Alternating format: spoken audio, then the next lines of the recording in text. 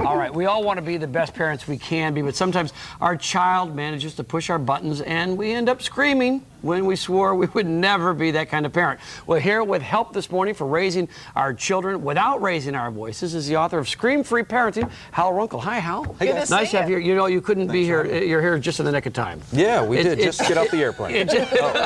But just for you. Just for us. Your family's I'll freely admit that in our home, more so than we'd like to be, we yell. And I say to everybody in my family, the reason we end up yelling is because that's the only time the kids start to listen. Sure. And we've taught the kids they don't have to listen until we yell. Exactly. So you just got to yell louder next time. That's what we have to do. Yeah. And louder. And louder.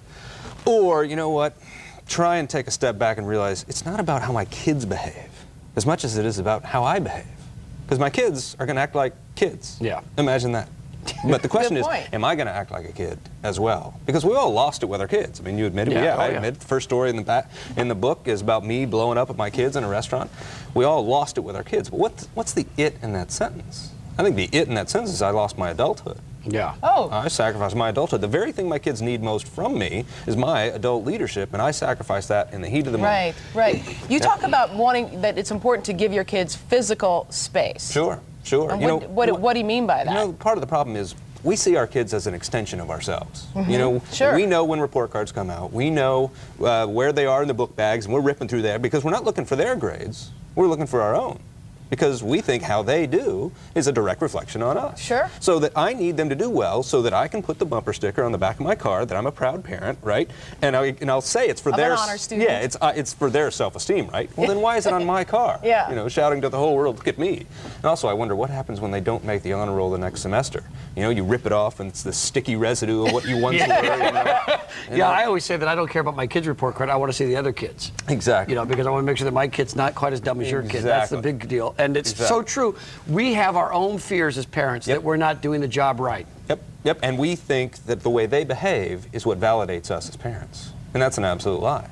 It's how I behave that validates me as a parent. You talk about being responsible for yourself, not for your child, and that's a hard thing for a parent to understand because when your children are born and you hold them for the first time, you feel an immense responsibility for this person. So explain what you mean by that. As they get older, we all have this common complaint: my kids just don't take responsibility for themselves. Mm-hmm. Well, how can they? Why should they if I've been taking responsibility for them their whole lives? Basically saying, it's my job to get you to behave the right way, think the right way, feel the right way. And then when you don't, somehow that's my fault.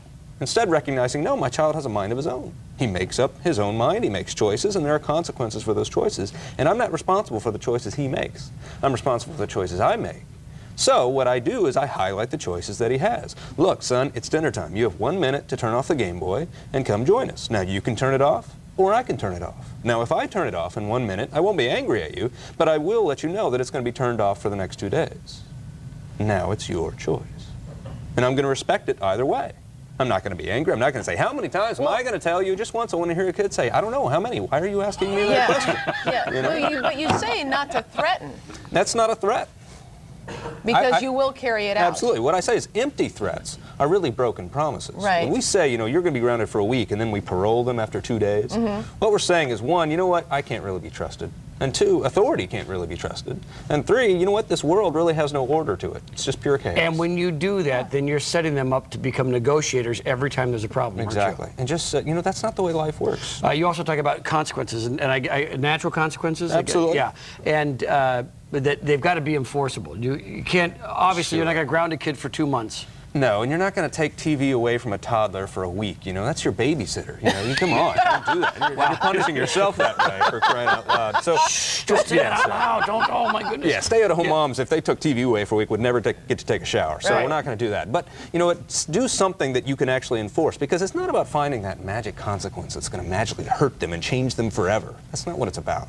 It's about just having something to do other than scream your head off. Well, let's talk about that for a minute, because it gets really difficult as a parent, because, like I say, I do it all the time, and and I'm not proud of it. Right. What can parents do when they sense that coming on, that they're raising their voice, they're yelling now? Sure. Is there something they can do to, okay, I got to back away from this situation? Yeah, there's lots of things they can do. I can't tell you exactly what you need to do, because all of us have different ways to calm ourselves down. What the book is just giving you all the motivation you need to create a pause between stimulus, your kids pushing your buttons, and response. Because in that pause, you can actually choose how you want to respond. The main point of the book is emotional reactivity. When we give in to that panic, it doesn't just make things worse, it actually creates the very outcomes we're hoping to avoid. I tell a story about my son climbing on the outsides of the stairs, just hanging onto the pickets when he's 2 years old.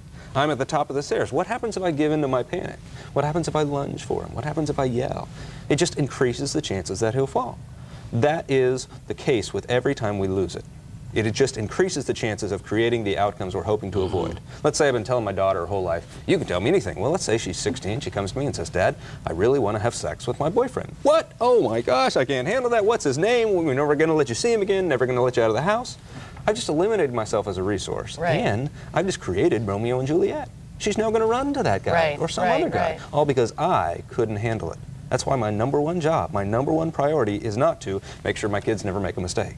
It's to just stay calm, no matter what. You also say it's really important not to use labels. Sure, but we do it all the time.